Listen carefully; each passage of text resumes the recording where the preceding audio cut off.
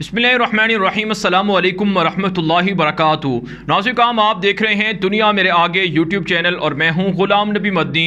आज 18 मई 2021 है और आज दिन है मंगल का। नाज़रीन, एक तरफ से इसराइल की दहशत गर्दी फ़लस्तीन और गज़ा में मुसलमानों पर जारी है, दूसरी तरफ नाज़रीन भारत के अंदर भारत का दहशत गर्द वज़ीर आज़म नरेंद्र मोदी इंतहा पसंद हिंदुओं के ज़रिए से मुसलमानों पर हमले करवा रहा है। नाज़रीन, इस वक्त दुनिया के अंदर दो बड़े दहशत गर्द हैं जो दुनिया के दो दहशत गर्द मुल्कों के हुक्मरान बने बैठे हैं। एक नेतन्याहू है जिसे 21वीं सदी का हिटलर करार दिया जाए तो कतई गलत ना होगा, जो निहत्ते फ़लस्तीनियों को, बच्चों को बमबारी करके और केमिकल हथियारों के ज़रिए से, फास्ट फोर्स बमों के ज़रिए से शहीद कर रहा है।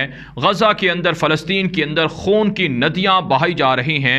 वहीं नाज़रीन भारत पर मुसल्लत दहशत गर्द वज़ीर आज़म नरेंद्र मोदी है जो 21वीं सदी का एक और दहशत गर्द वज़ीर आज़म है जो निहत्ते मुसलमानों को, बिलखुसूस कश्मीरियों को जुल्म और तशद्दुद का निशाना बनाए हुए हैं। यहाँ तक कि अब भारत के अंदर बसने वाले 25 से 30 करोड़ मुसलमानों की ज़िंदगियाँ भी इस दहशत गर्द वज़ीर आज़म ने दाव पर लगा दी हैं और भारतीय मुसलमानों से नेशनैलिटियाँ छीनने, भारतीय मुसलमानों को हिंदुस्तान से, भारत से दरबदर करने, मुसलमानों की मसाजिद को शहीद करवा कर मंदिर बनाने और इसी तरह से मुसलमान ख़वातीन को, लड़कियों को ज़बरदस्ती इस्लाम से रोकने और जो शादियां कर चुकी हैं, जो हिंदू लड़कियां इस्लाम कबूल करके शादियां कर चुकी हैं, उनकी शादियों को ख़त्म करवा के मुतनाज़ा कवानीन के ज़रिए से मुसलमानों को टारगेट किया जा रहा है। नाज़रीन, दहशत गर्द नरेंद्र मोदी की जानिब से गुज़श्ता 7 सालों में जितना मुसलमानों पर जुल्म हुआ है, शायद ही किसी भी जमहूरी मुल्क के अंदर जो ख़ुद को सेकुलर भी कहता हो, जमहूरियत का चैम्पियन भी करार देता हो और ख़ुद को मदर ऑफ डेमोक्रेसी भी मानता हो, वहाँ पर यह जुल्म हुआ हो। नाज़रीन, जो इस वक्त अफसोसनाक वाक़या पेश आया है भारत के अंदर है, ये नाज़रीन रियासत हरियाणा है भारत की, जहाँ पर मुसलमानों की काफ़ी तादाद आबाद है।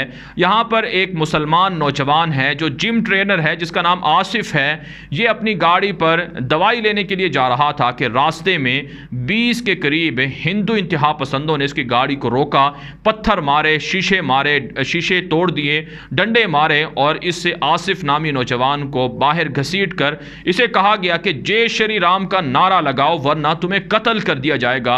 नाज़रीन, इस नौजवान मुसलमान ने जय श्री राम का नारा लगाने से इनकार किया, जिस पर इसको मारा पीटा गया। इतना बुरे तरीके से मारा पीटा गया कि इस नौजवान को, इस खूबसूरत नौजवान को जो जिम ट्रेनर भी है, इसे शहीद कर दिया गया है और इनके 2 साथी, उनको भी मार पीट कर इतना बुरी तरह से ज़ख्मी किया गया कि वो अब एमरजेंसी वार्ड के अंदर हैं, इंतहाई निगहदाश्त के अंदर हैं। उनकी हालत भी बहुत ख़राब है, शायद कि वो भी शहीद हो जाएं।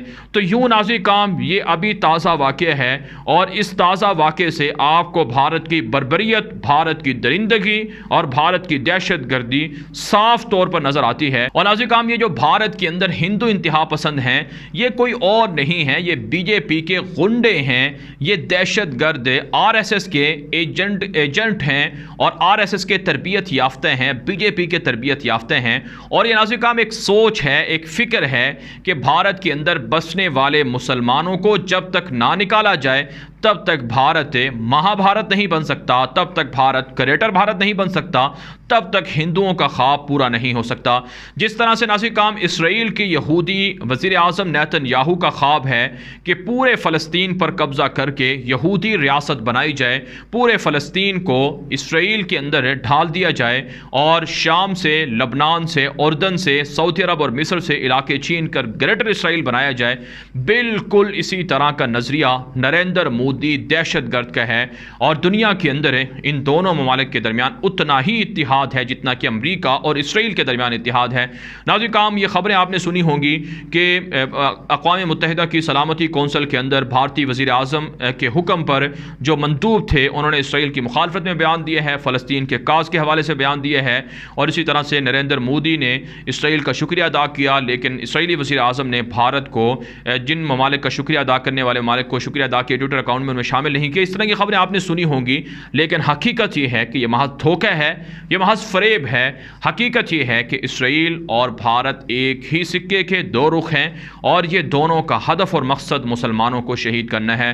ناظرین کرام، صورتحال یہ ہے کہ بھارت کی مودی دہشت گرد کی حکومت ہے پچھلے 7 سالوں کے اندر 1000 سے زائد مسلمانوں کو شہید کروا چکی ہے، اور یہ 1000 مسلمان پرامن لوگ تھے، کوئی ملیٹنٹ نہیں تھے، کوئی دہشت گرد نہیں تھے جس طرح سے بھارت کی زبان ہے، یا کسی نے کسی بھارتی ادارے پر حملہ نہیں کیا تھا، بلکہ یہ پرامن مسلمان تھے.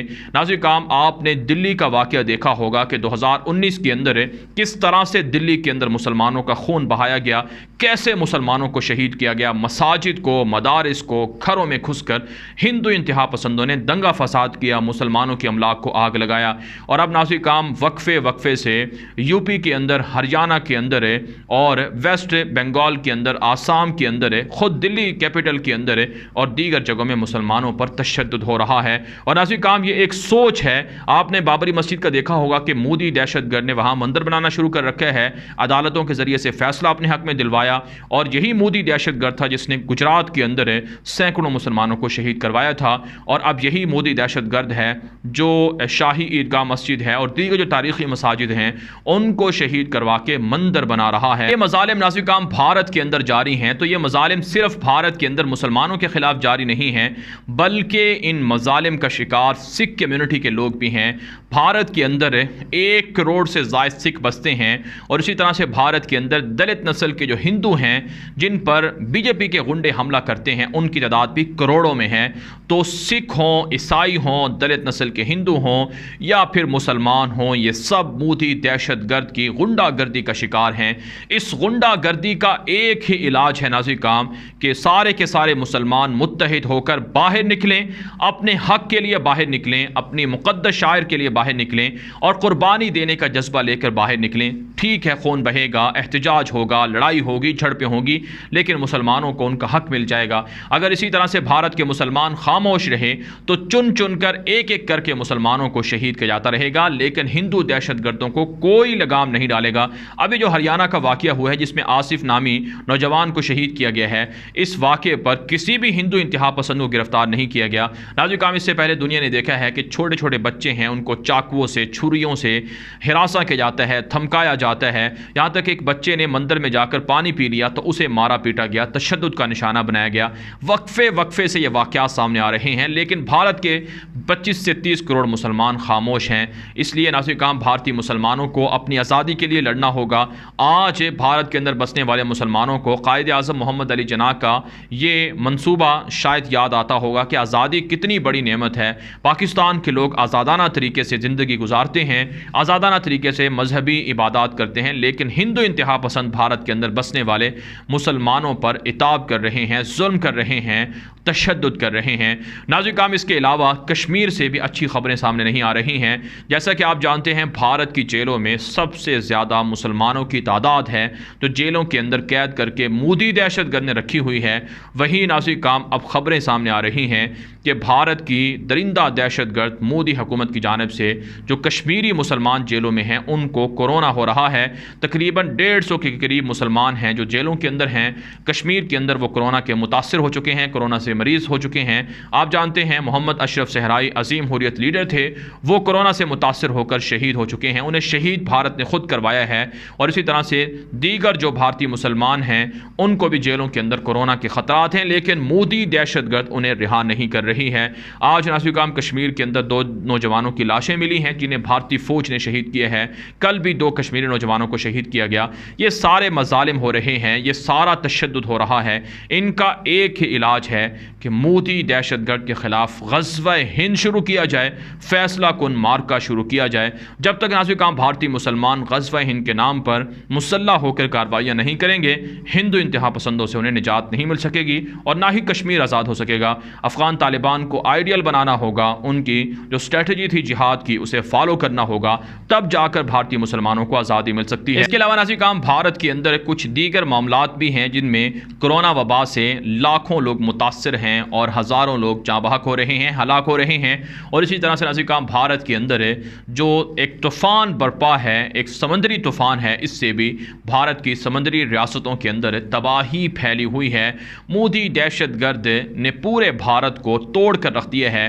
خالصتان کی تحریک ہے، سکھوں کا احتجاج ہے، مسلمانوں کا احتجاج ہے، اور کورونا سے متاثر جو لوگ غریب ہیں، بے روزگار ہیں، ان کا احتجاج ہے۔ یہ سارے مظالم بھارت کی تباہی اور بربادی کی منہ بولتی تصاویر ہیں، منہ بولتا ثبوت ہیں۔ لہٰذا دنیا کو دیکھنا ہوگا کہ جس طرح سے نیتن یاہو کو ہٹانا ضروری ہے، اسی طرح سے درندہ دہشت گرد مودی کو ہٹانا بھی ضروری ہے۔